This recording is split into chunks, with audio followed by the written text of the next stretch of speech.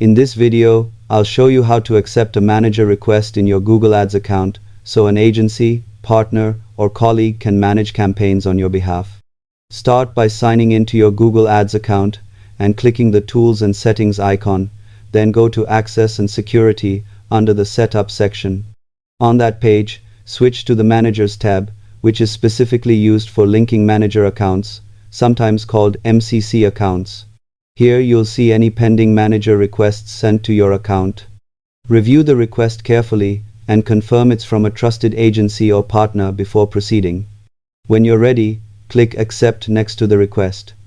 Once approved, the manager account becomes linked and can manage campaigns according to the permissions associated with that link, while you still retain ownership and billing control. You can revisit the same section anytime to review or remove manager access. Subscribe for more honest digital marketing tutorials.